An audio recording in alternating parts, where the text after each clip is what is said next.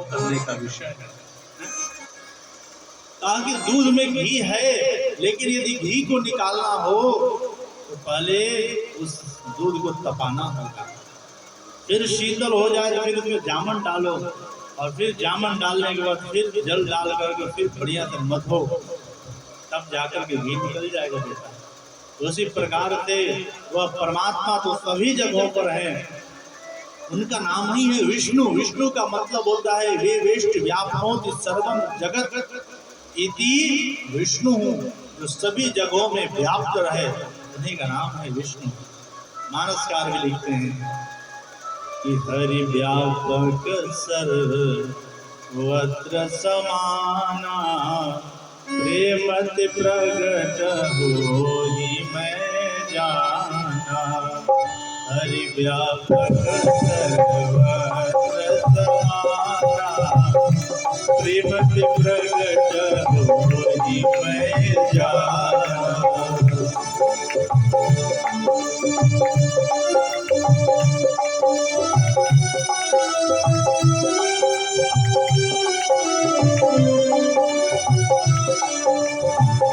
हरि व्यापक सर्वत्र समाना, हरि व्यापक सर्वत्र समाना, प्रेमति प्रगट होहि मैं जाना।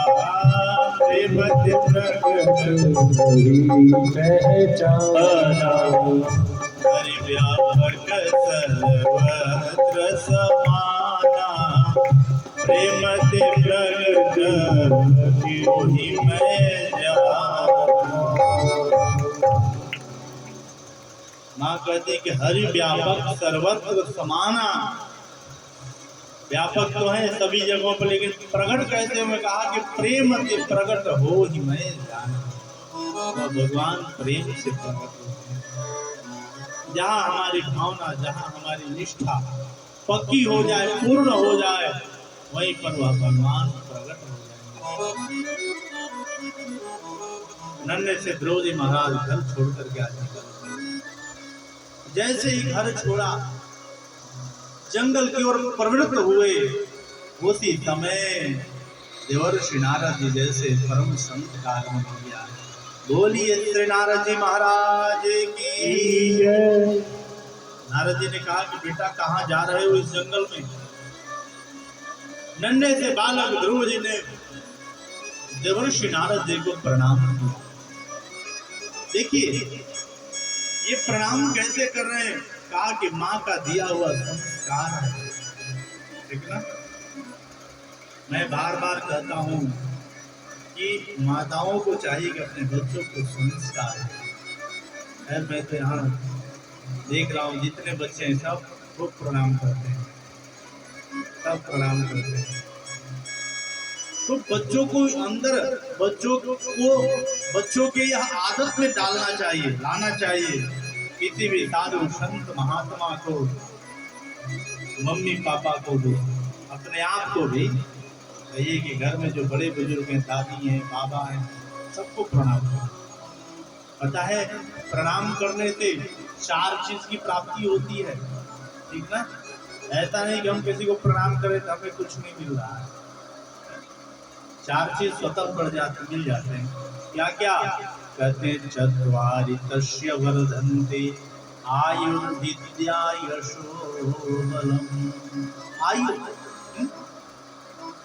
आयु बढ़ जाती है महाराज। आप किसी को प्रणाम करेंगे तो लोग कहते हैं ना प्रसन्न रहिए, खूब जियो, आयुष्मान भव, मतलब आपकी आयु लंबी हो जाए। कथा भी आती है, एक लोमश नाम के ऋषि हुए। कहा कि लोमश ऋषि की आयु बिल्कुल कम थी, बिल्कुल थोड़ी अल्पायु से महाराज। उनको बताया गया कि आप सबको प्रणाम करें, और लोमश ऋषि सबको प्रणाम करने लग गए। परिणाम क्या हुआ? कहते हैं कि आज हम लोग सबसे अधिक किसी कोई दीर्घजीवी है, कोई सबसे अधिक दीर्घजीवी है तो है श्री लोमस जी महाराज। कहा जाता है कि चिरजीवन लोमस पे अधिका, ठीक ना, लोमस ऋषि से ज्यादा किसी की लंबी आयु नहीं है महाराज। इसलिए प्रणाम करना चाहिए। प्रणाम करेंगे तो आपको 4 चीज, आयु, विद्या, यश और बल, और क्या चाहिए? यही तो हम लोग चाहते हैं ना, मेरा बेटा दीर्घ चिरजीवी हो जाए, विद्वान हो जाए, यशवान हो जाए, आयु, विद्या, यश और बलवान हो जाए। तो केवल जो चाहते हैं हमारे बेटा अपने बच्चों के अंदर, ये केवल प्रणाम करेंगे, सबको कहिए कि बच्चे प्रणाम करेंगे, सब कुछ मिलता है। नन्हे से ध्रुव जी के इस केवल एक प्रणाम पर नारद जी रीझ गए और नारद जी ने कहा, बेटा कहाँ जाना चाहते थे? ध्रुव जी ने कहा कि गुरुदेव मैं भगवान को प्राप्त करना चाहता हूँ। कहा कि भगवान ऐसे थोड़ी मिल जाएंगे, किसी को गुरु बनाया है, कोई मंत्र मिला है तुम्हें? कहा कि हमें कुछ नहीं पता। देखिए जीवन में गुरु होना चाहिए, ठीक ना। यदि आपने जीवन में एक गुरु नहीं बनाया तो आप जो भी पूजा पाठ दानों प्रदान कर रहे हैं, ताकि उसका समुचित फल नहीं मिलता। समुचित कहते हैं कि बिना दीक्षा लिए, यदि आप दीक्षा नहीं लिए हैं तो यहाँ तक वर्णन है कि किसी साधु संत को जल पिलाने का भी अधिकार नहीं। भोजन कराना तो दूर की बात है, जल भी पिलाने का अधिकार नहीं। इसलिए जीवन में एक गुरु होना चाहिए। लोग कहते हैं कि महाराज हमको तो आज तक हम गुरु की तलाश में हैं, गुरु ढूंढ रहे हैं, कोई मिल ही नहीं रहा है। ऐसा भी लोग कहते हैं। अरे हमारे नेत्रों में कहाँ क्षमता है कि हम गुरु को ढूंढ लेंगे? लोग कहते हैं कि महाराज हमने गुरु बना लिया। भाई दीक्षा लिया है आपने, तो कुछ लोग कहते हैं कि हमने गुरु बना लिया है। हम गुरु बनाते हैं, हम शिष्य नहीं बनते हैं। कहा कि अरे जब भगवान की कृपा हो गई ध्रुव जी के ऊपर, तो समर्थ गुरु श्री नारद जी चल कर के आ गए, ठीक ना। तो जब भगवान की कृपा हो जाती है तो सच्चे सदगुरुदेव आपके बीच चल कर के आ जाते हैं। जब चल कर के गुरुदेव आ जाए तो दीक्षा ले लेनी चाहिए। ये नहीं कि हम ढूंढ रहे हैं, हमने बनाया नहीं, हमारे योग्य कोई मिले नहीं। अरे आपकी क्या योग्यता है भाई? आप इतने महान हो गए हैं कि आप परीक्षा ले रहे हैं। गुरु जी ठीक ठाक होंगे तब हम गुरु बनाएंगे। तो जब आप स्वयं परीक्षा लेंगे हैं, तो आप परीक्षक हो गए, गुरु जी परीक्षार्थी हो गए। मानसकार तो लिखते हैं कि गुरु बिन भव निधि तरहि न कोई, गुरु बिन भव निधि तरहि न कोई, गुरु बिन भव निधि तरहि न कोई, जो विरंचि शंकर सम होई। ठीक ना, जो विरिंचि शंकर सम होई। ब्रह्मा विष्णु महेश को भी गुरु बनाने की आवश्यकता पड़ती है। इसलिए जीवन में गुरु होना चाहिए। नारद जी ने दीक्षा दे दी ध्रुव जी को। कौन सा मंत्र दिया? कहते 12 मंत्र दिया। ओम नमो भगवते वासुदेवाय, ठीक ना।